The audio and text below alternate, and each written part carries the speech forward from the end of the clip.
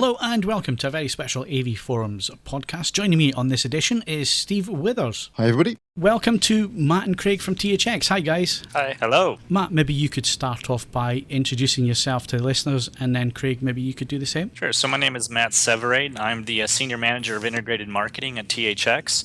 It's my responsibility to work with the various THX partners from the CE space, automotive space, and the cinema space in ensuring that the co-marketing efforts between THX and all the partners that help interact THX with consumers are done according to brand guidelines and things of that sort. So I've been with THX for just over 3.5 years. Hi, this is Craig Buckley. I am Senior R&D Engineer at THX. I've been here for over 10 years now. I focus primarily on the audio-related solutions, so anything from specifications for consumer programs to automotive and anything related to our technologies as well. Well, the first thing I'm going to say is congratulations on the new Deep Note trailer. I think that's where the majority of our listeners will know THX from, is from the trailers that run before certified movies in the cinema and on Blu-ray and DVD. Well done on that. We've both just had another listen to another watch of it. Very interstellar in its design, we thought. Yes, thank you. And I understand the original audio engineer was called in to give the actual sound a refresh as well. The original Deep Note was created by Dr. James Andy Moore, who was a sound engineer at Lucasfilm at the time. George Lucas, when he launched THX, or he was about to launch THX in 1982, he wanted an audio trademark to go along with the visual THX logo trademark. And he wanted them both to be part of the pre-show to introduce THX to the cinema audience in the auditoriums that were designed and certified by THX that were playing the Return of the Jedi film back in May of 1983. So Dr. James Andy Moore wrote a computer program that ran across the ASP signal processor, which was a computer specifically designed at Lucasfilm to create sound effects for some of the Star Wars films and other Lucasfilm productions. And the Deep Note was actually generated by that software program. So that was back in 1982. And 30 years later, we thought it was time to update that iconic sound. So we found Dr. James Andy Moore in Florida, retired, and we asked him to come back to Skywalker Ranch and remix his iconic creation using some of the modern audio technologies available to us today. And he did that in various different formats and lengths, in everything from a 2-channel mix all the way up to multi-channel Dolby Atmos mix. And our listeners are obviously going to be interested in finding out where they can see this trailer. So are there ways that they can watch this trailer? Definitely. The trailer is available for streaming across a couple different web pages, including the THX homepage. And as well, we are making the trailer available for download in a couple different formats from the THX Deep Note page as well. And of course, you can see it at select THX certified cinemas worldwide. Well, that was my next question was are you still in that area? Do you still certify cinemas? And will we see trailers on Blu-rays and DVDs going forward? Is that still something that's part of the THX portfolio? THX is still involved in the certification of cinemas. We work with cinema partners all over the world, but the landscape for cinema operators has significantly changed over the last really decade, as there are more entertainment options for consumers. A lot of the cinema operators have been struggling, and they've been using the pre-show time as a means to collect additional revenues. So instead of playing trailers like the THX trailer, they quite often sell that pre-show time to advertisers and simply run commercials. So at this time, it's really up to the cinema operator as to whether they will play the THX trailer or play something else. In terms of hard media like Blu-rays and DVDs, We don't do that anymore, and we have no plans to certify that content. The standard for Blu-ray has become very good, and there really wasn't a need for that program anymore. You're a lot more likely to see some sort of THX mark of certification and quality across other types of platforms for content delivery, things like OTT, for example. So we look forward to improving the quality of those experiences rather than working on something that we feel is really quite mature, such as Blu-ray. Okay, that's interesting, and I'm sure that's a subject that we could come back to at a later date, talking about streaming and that technology and where THX can help out. But the reason for the podcast today was to take a look at the changing formats for audio in the home and in the cinema. So perhaps we could start by giving us an overview of the different immersive audio formats out there.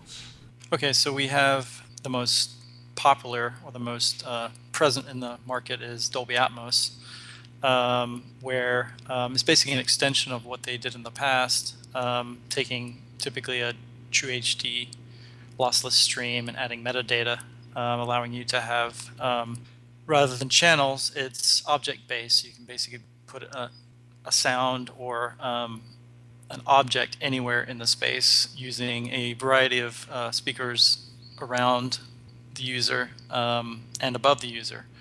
And so that works on traditional Dolby encoded streams as an extension. So it fits on Blu-rays, and with Dolby Digital Plus, it can go on any streaming content, lossy, but still present.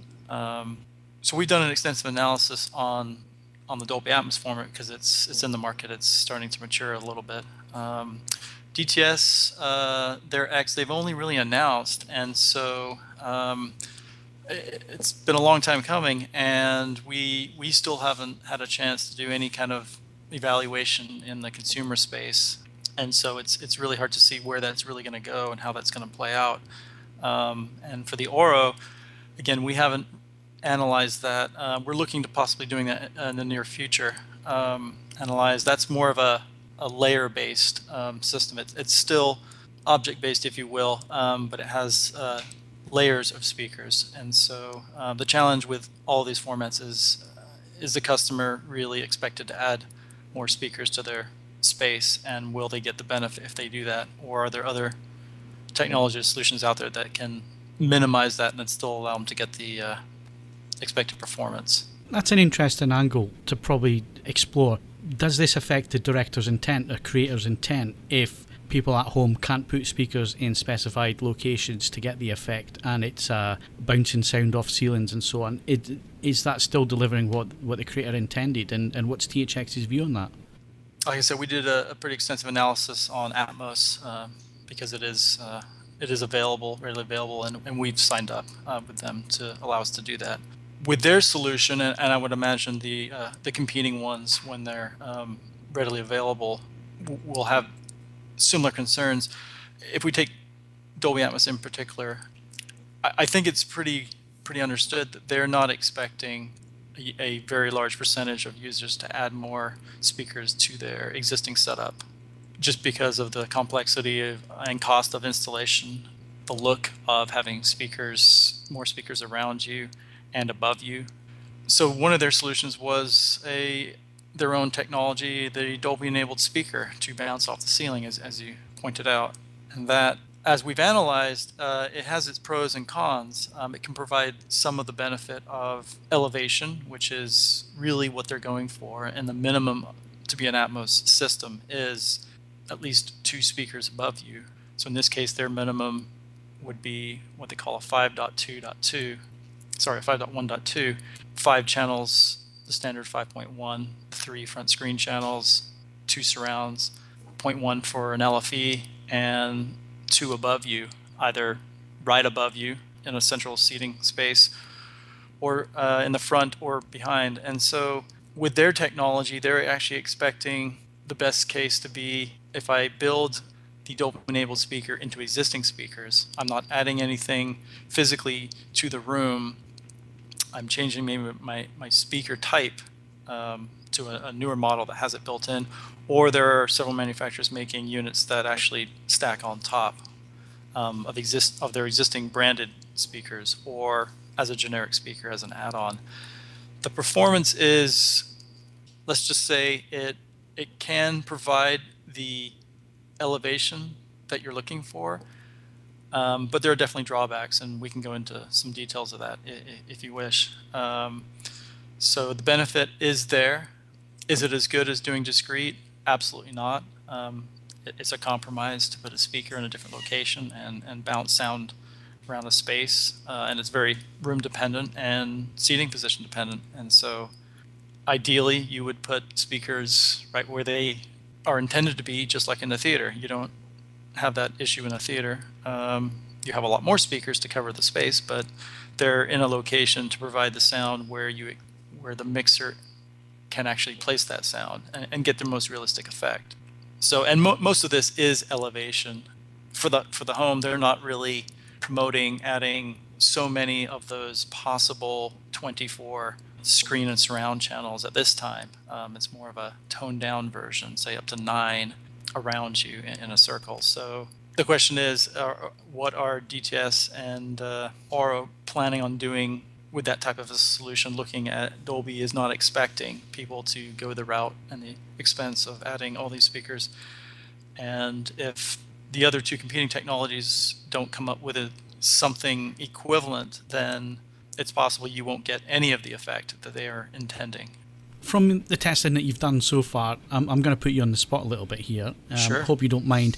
But from the testing that you've done so far with actually having a speaker in the location versus a speaker bouncing the sound off the ceiling, is it worth the expense that will be incurred to bounce the sound off the ceiling? Is it going to make a noticeable difference for the end user to spend the money to upgrade to that system?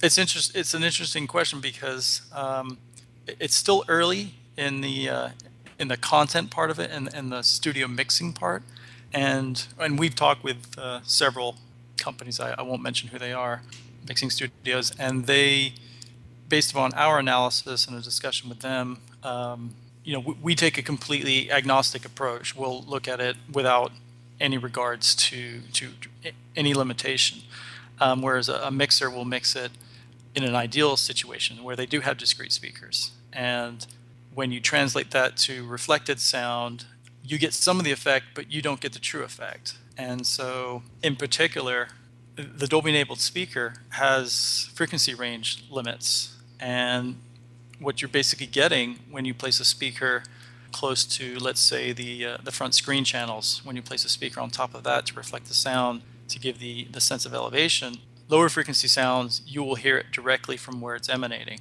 And so you won't get the elevation capability with lower frequency sounds. Whereas higher frequency, you have the ability to reflect it off of the ceiling in this case. But you're really limited to more impulsive sounds and effects. And it would be impossible in reality to put a voice on the ceiling with a reflected type speaker setup, because you're going to get the higher frequencies coming off the ceiling and the lower frequencies coming from the location of where the speaker is. So you get a smearing in actuality. So if you look at what you can put on at the elevation point, you are limited to the type of content that you can put up there accurately with a reflected speaker source. So if mixers know that, will they be mixing expecting what Dolby are expecting, a huge percentage to not have dedicated speakers on the ceiling? And if that's the case, then they're limiting their mixing. And so we all know in the past, a typical mix would be done on a nice multi-channel system in a nice aligned calibrated room. And a lot of times they will down mix into stereo and listen to it over TV or a stereo pair of speakers, just to make sure that everything is still there and it still sounds accurate enough and it's listenable and voice is present. So in this case, I because it's very specific to Dolby's technology, will mixing studios actually put these speakers in and say, let's see what it sounds like with what they're expecting. Most people will playback over the Atmos system using reflective speakers. So that's a big question. In our tests, we you do get the sense of elevation with their speaker technology, but it's more of an effect. And to get a true sound, full range, to be where it needs to be, you just can't do it with reflected sound. So I guess, looking at the cinema version, let's look at Atmos, because that's what we're talking about. So the cinema version of Atmos is completely different to what will be delivered in the home. I guess if you add discrete speakers to the ceiling, and obviously you are limited to what is currently available in decoding products, so receivers and preamplifiers. And I think the highest right now is 9.1.4. And so you're limited to 4 overhead speakers. And the typical arrangement would be top middle, so above the primary listening locations, and maybe top front, or top middle and top rear. And so in the theater, you don't have that limitation. You have the full 32 or whatever, or 64, whatever's available, or whatever they've set up a minimum number of top speakers and screen and surround channels. So right now you can't get that many in decoding existing products on the market today anyway. But I think they're really going to get the effect of height, and to do that you need a minimum of 2, and you can have up to 4, and down the road I would imagine it will go up as high as 6. 2 in the front, 2 right above you, and 2 in the rear on the top side.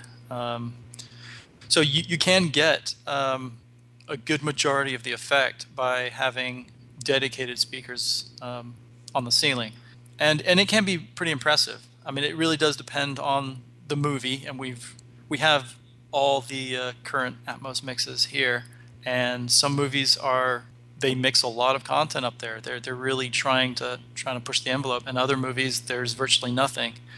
And so it really comes down to the mixer. Are they doing a dedicated mix for the home? But you really can get a good sense of what you heard in the theater in a nice environment in the home if you set it up properly. Craig, I've actually got a 7.1.4 system at home. And I've been to Atmos enabled. I've been to Dolby's head office which is very strangely near where I live, and they showed me their huge cinema there, which is an Atmos setup. So I've been in that, seeing content in that environment with, speakers all the way down the side, right from the screen to the back and behind you, and all the way down the other side, right up the screen, and then 2 arrays directly above you. I mean, how close an approximation am I getting with a 7.1.4 system at home to what you would actually hear in the cinema, do you think? I would say... I've got overhead speakers, by the way. I'm not using amplifying. I've got genuine overhead speakers.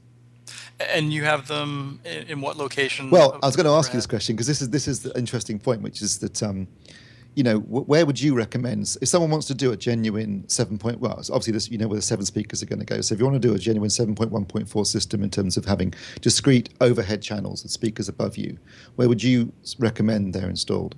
Looking at Dolby's minimum requirements, we would agree with their minimum requirements, having it, if you're only going to have 2, you definitely want them right above you. If you put them in front of you or behind you, it's a lot closer to a slight elevation from the front or elevation from the back. But to get the true sense of elevation, if you've got a minimum of 2, the top middle location, as they would call it, would be best. For a 4 setup, it's interesting. We tried it as a front and a rear setup, and also the top middle and the top front. And again, it comes back to how the mixer intends it and how best that translates into your room. For our purposes, for a nice dedicated room that we would consider an IEC standard room, the top front and top middle gave us the best effect, mainly because if you look at, do you have 1 row of seating? Do you have 2 rows of seating in your room? Just 1 row. Just 1 row. So we found that if you put the speakers in the rear, and looking at Dolby's minimum requirement for the height of all your screen and surround channels, we found that we preferred the surround channels higher up.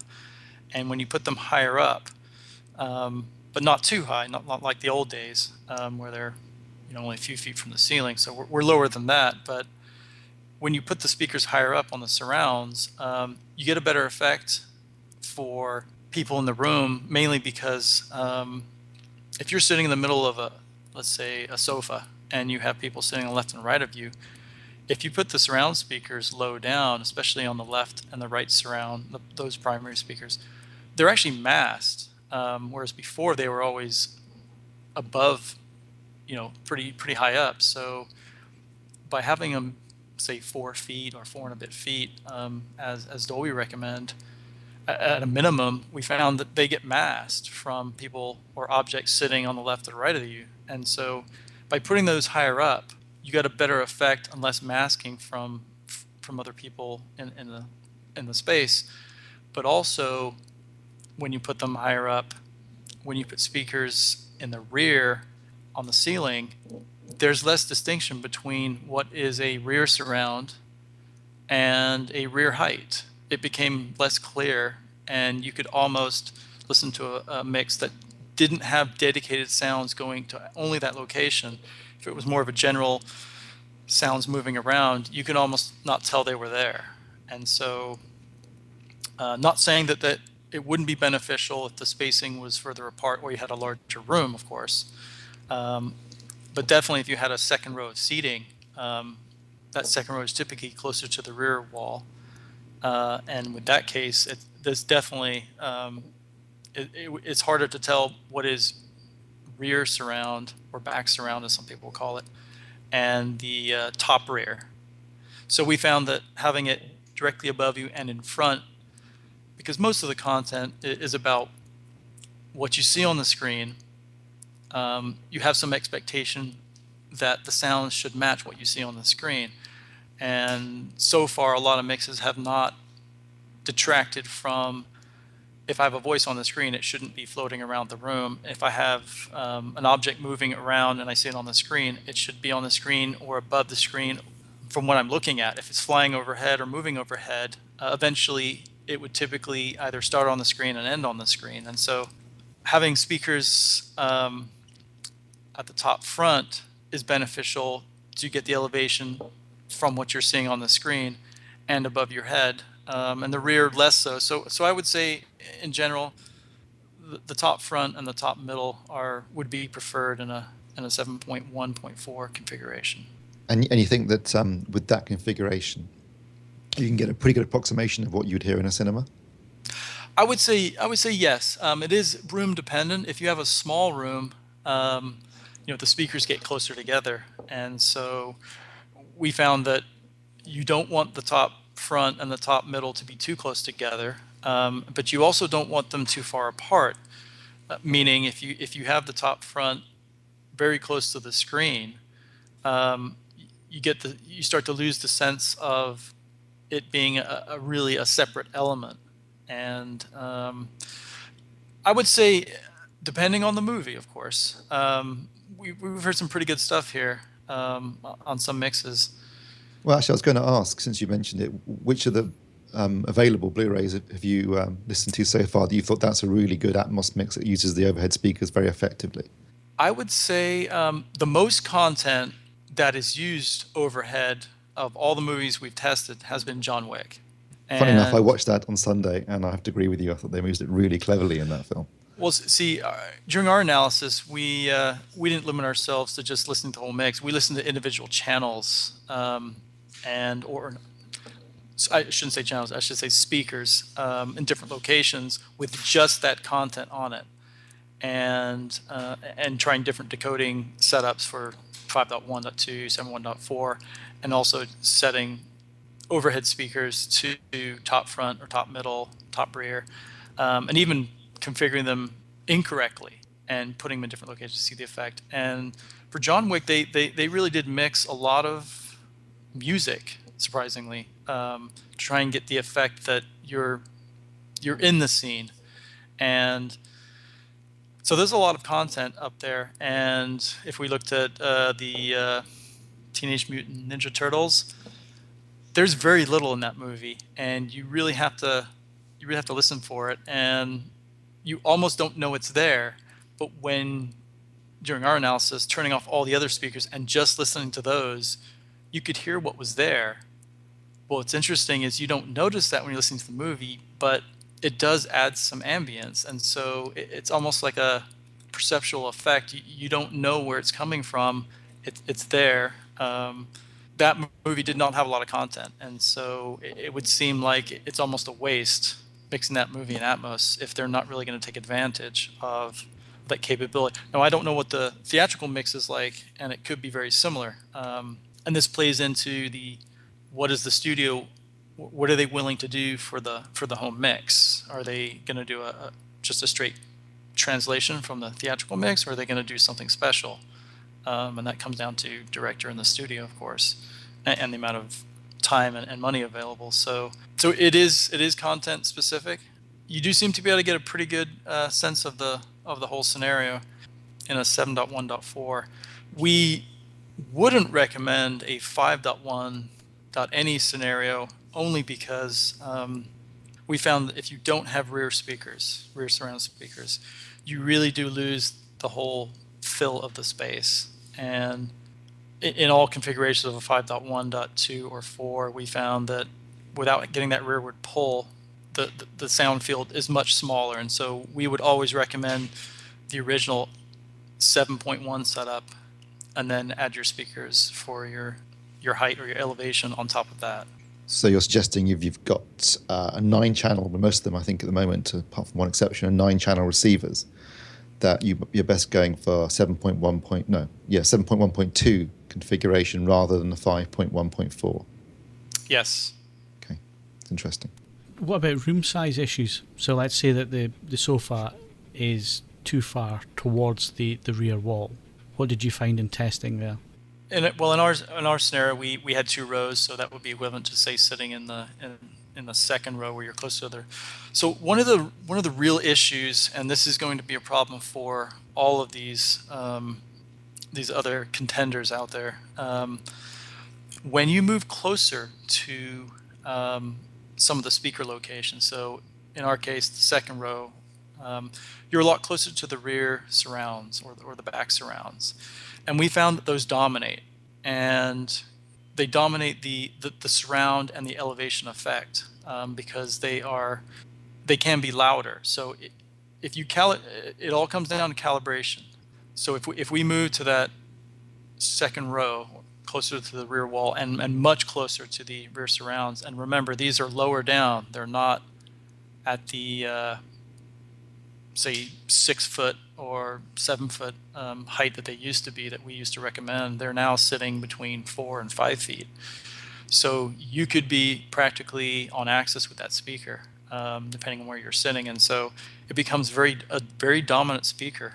Likewise, if you're sitting far left, you could be closer to the left or right surround, and that becomes a dominant speaker. And it really does detract. And so if you are closer, calibrating the levels is absolutely key. You need to calibrate where your primary seating location is. Otherwise, it becomes such a dominant effect. You'll certainly still hear the voice and the screen channel information, but all the surround content, it gets really lost when you have a speaker behind you or to the left or right of you if you're sitting pretty close. It really does play a dominant effect, and you really do lose the sense of spaciousness and the performance that you would hope you would be going for.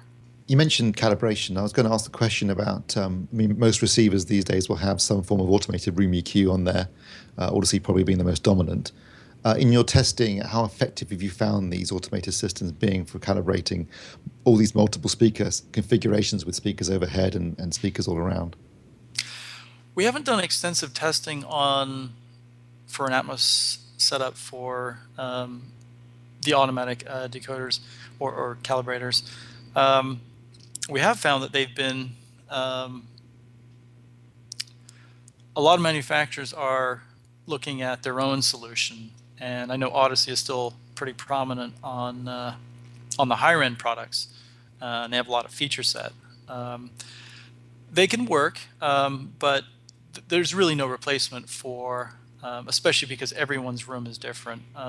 Relying on a user to put a microphone in a specific spot. Can they even find the microphone after the initial setup? It really is better to have your own little affordable handheld SPL meter and sit in the location, and also move it around to the left and the right seats if that's a wider seating area, and calibrate it that way. The automated ones, although they can work, there's no guarantee, and we haven't done a lot of testing with a full Atmos setup with the automated ones, and so it's so room dependent that you really do want to spend some time and make sure you do set that up correctly, because that becomes much more important in an Atmos setup, because you have so many speakers, and like I said, the dominance effect that you get when you are closer to one of those speakers. And so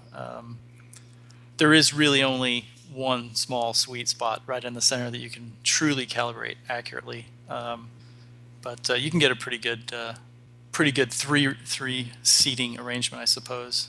I guess the big difference when it comes to the room, as we're discussing it here, is that in the UK, room sizes are tiny compared to the average room size in the US and other countries. What overall effect do you think the room will have on the take-up of these more immersive formats? Do you think that the bigger the room, the more it suits it, or do you think it'll be just a custom installation route for the majority of uptake, or do you think the public can be won over with firing speakers at ceilings instead of putting speakers up there? Where do you see things going?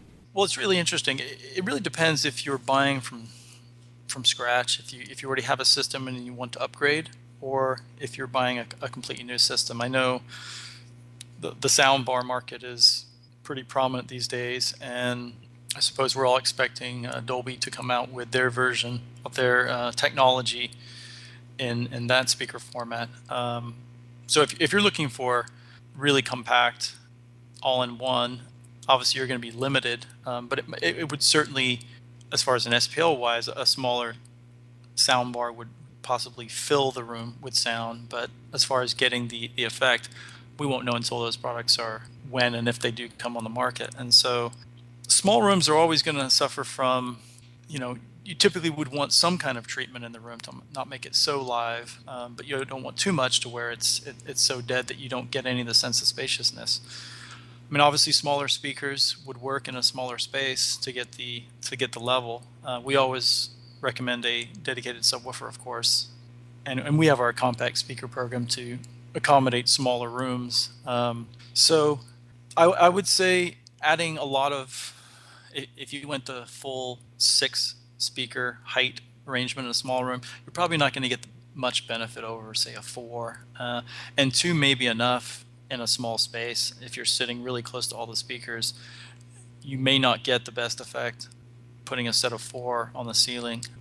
As far as the reflected speaker, I would think a lot of people just might be satisfied to hear something above them, but we could never recommend something like that because it's so limiting that even taking a not very good speaker system and placing it around a room, you get a surround performance effect. And if you do a reflected speaker, even on a low quality speaker system, it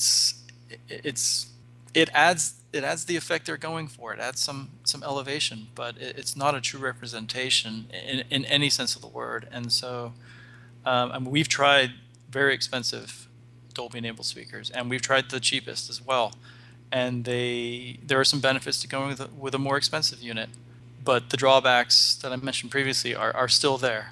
Getting a natural sound out of it is also an issue because you don't actually see the speaker, so you're always off axis and it's always reflecting, or you're hearing even some sound reflecting off of the nearest wall. And so we would always recommend dedicated speakers on a ceiling, even a small room, if possible.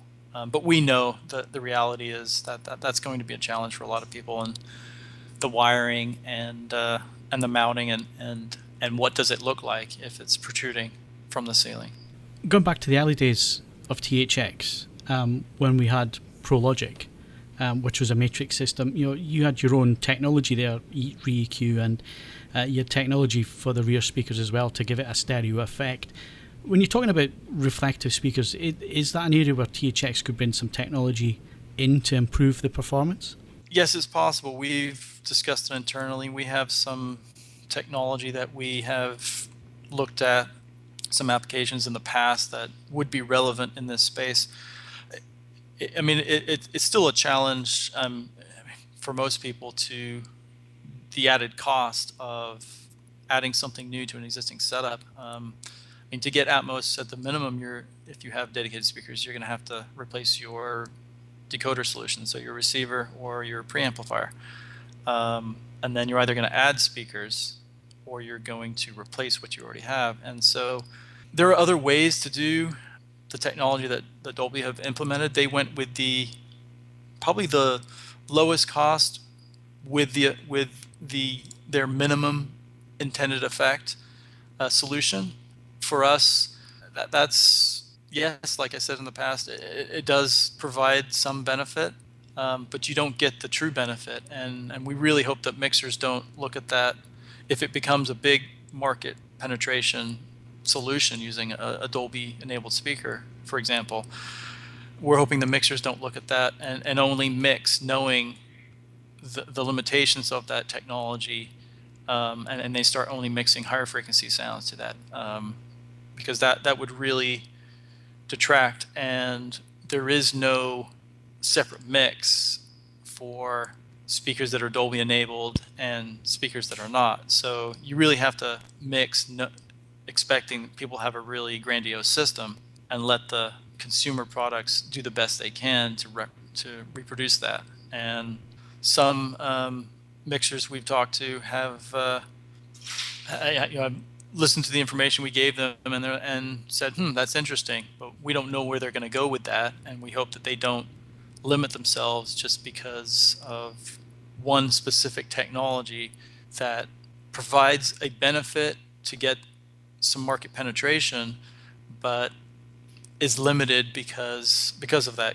We've been talking a lot about Atmos here because you've done a lot of testing with Atmos. Auro is around. It uses slightly different approach in terms of it uses height speakers at about 30 degrees to the horizontal plane, which is slightly different to Atmos. So those two systems are not quite compatible in terms of speaker location. If we move to THX, and they've said in their interview with us recently and in their press materials that it doesn't matter about the speaker locations, they'll sort it out. Where do you think they're coming from with quotes like that? And is the technology possible? It's possible. I mean, it's kind of a wait and see. A lot of they are very, in my opinion, they're very late to the market. They've been talking about this for a long time, and either it took them that long to come up with a solution, like what Dolby did, so they can make that claim. But until it's in the market and it's really available and it can be evaluated, it's really hard to say. With all of these, the biggest problem is there one speaker setup that works with all three, and that is the real big question. And you cannot expect people to rearrange their speaker system for what's decoding. I mean, that's an obvious. So it will be interesting, and they're saying they're making claims. Even with the Dolby testing, we found that not necessarily the angle of the speakers, but which actually can be detrimental on the ceiling. If you angle it towards you, you can lose the effect of height. And so obviously Dolby did their homework here, but they also had to make it so it was palatable in the market. So it's kind of a give or take, but they did come up with a solution that gives the effect, and it would be interesting to see how DTS go about doing that. It's interesting you mentioned the angle of the speaker, because obviously we've also sat down with Wilfried van Balen, who invented the auro system, and he's very adamant about having the horizontal layer being a 5.1 or a 7.1, and then having height speakers, like I say, at 30 degrees to the horizontal plane, not above you, because in the real world very few reflections actually come to you from above. What would you say to his analysis there? To answer that question, we did try the Dolby setup with the front and rear height. So that is an option as well, so that is not on the ceiling, that is on the front and rear walls closer to the ceiling. So you are getting, maybe not, depending on the size of your room, of course. In our size room, we weren't able to get 30 degrees, but at least a 20 something degrees.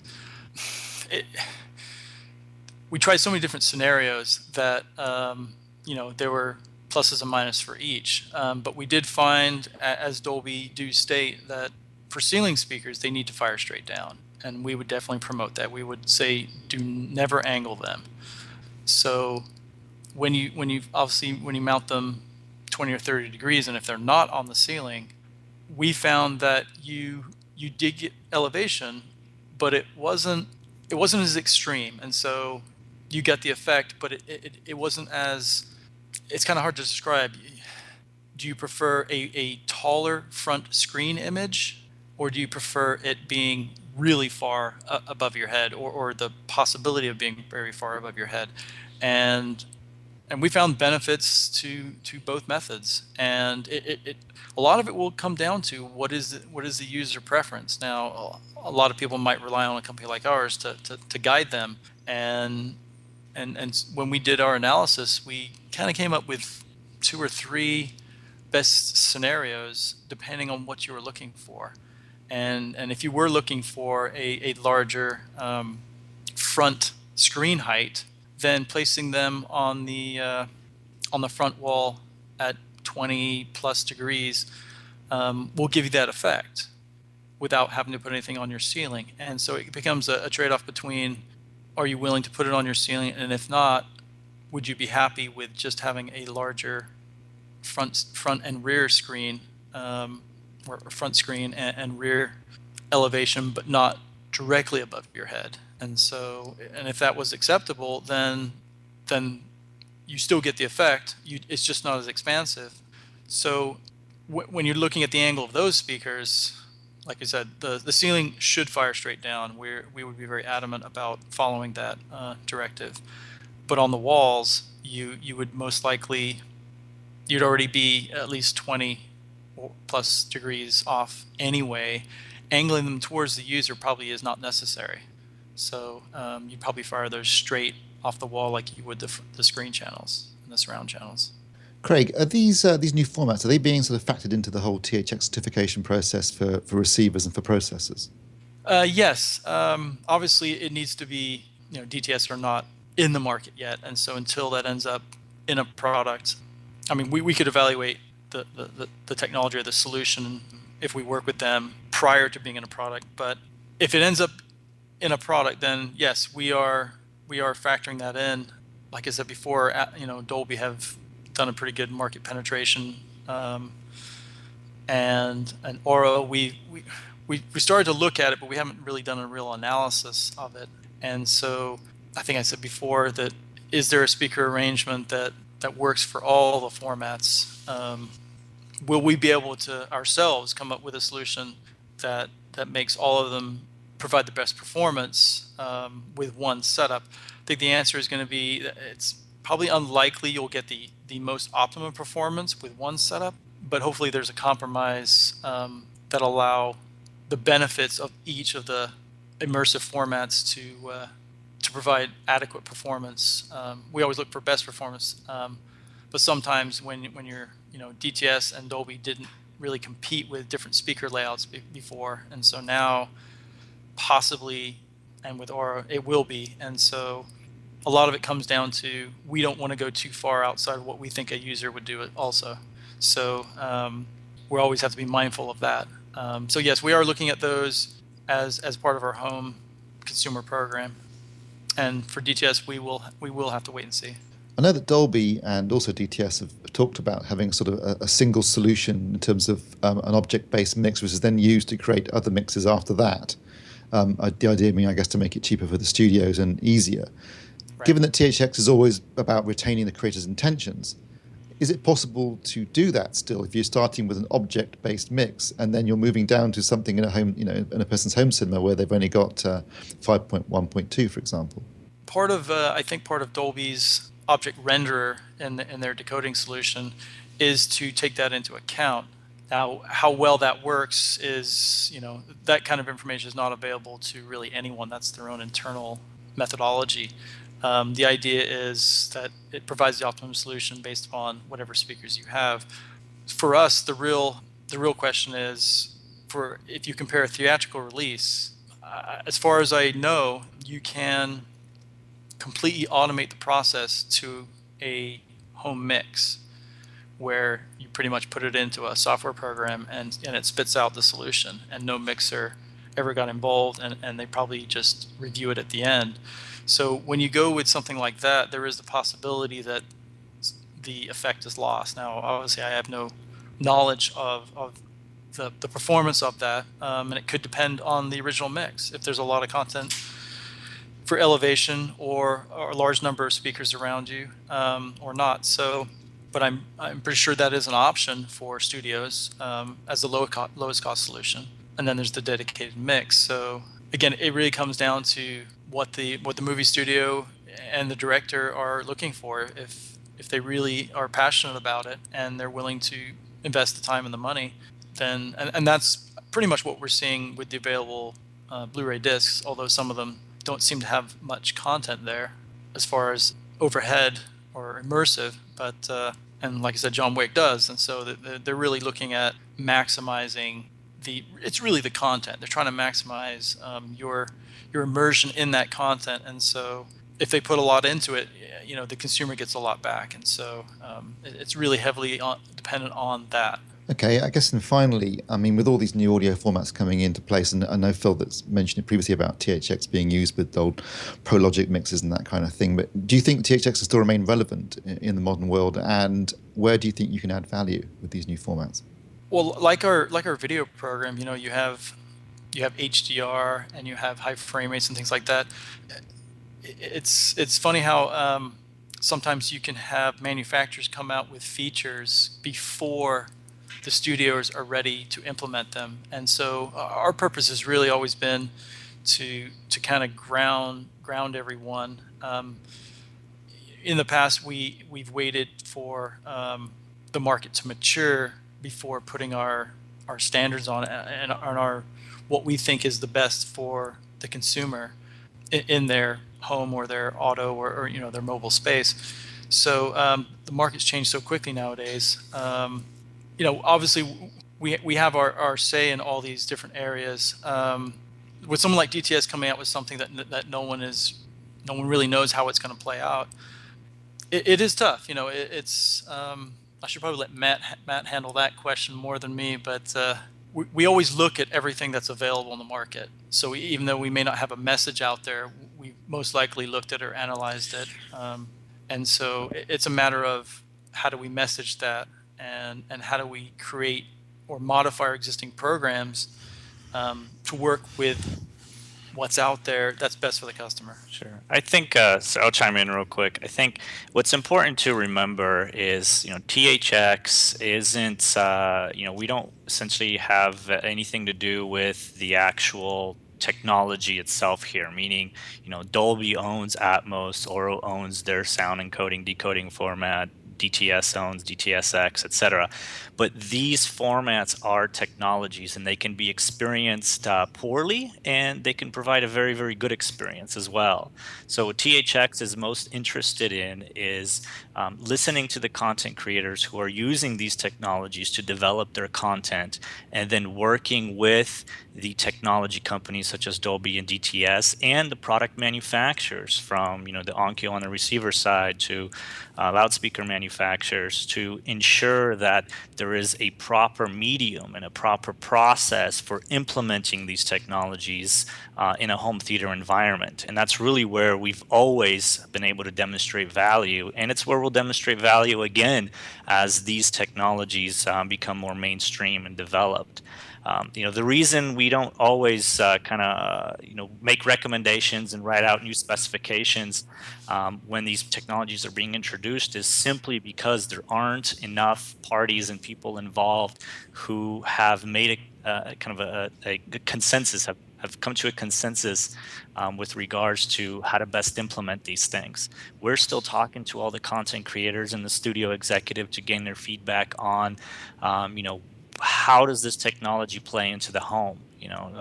Craig mentioned earlier that there is the possibility of having the Dolby renderer actually create the scaled down mix, right, where there isn't an actual sound engineer who's redoing the audio mix for the home entertainment space. It's just being done by a computer. In which case, is that really what the artist intended, or is this what Dolby's computer intended or DTS's computer intended? And that's where we get into this really gray area where it's simply going to take a little bit more time to figure out how good these solutions from companies like Dolby and DTS are, and how much variance can we have in the home entertainment space and still feel comfortable with delivering the artist's vision. And that's kind of where we decide to draw our box and say, look, if you're using this technology and the application is such in the home environment, we feel comfortable with you being able to experience the artist's true intent. And that becomes our specifications. And anything outside of that, we say, it's too far away from what the guys who created the content wanted. Matt, Craig, we're really grateful for the time that you've spent with us today on the podcast, answering our questions about immersive audio. It's also interesting to find out what's happened through your assessment, certainly of Dolby Atmos. A lot of interesting information there. Thank you again, Craig. Thank you again, Matt. And my thanks to Steve for joining me on the podcast. That is another special AVForums podcast. We hope you enjoyed the show. And please get in touch in the thread underneath this podcast if you have any further questions. And we'll see you again very soon.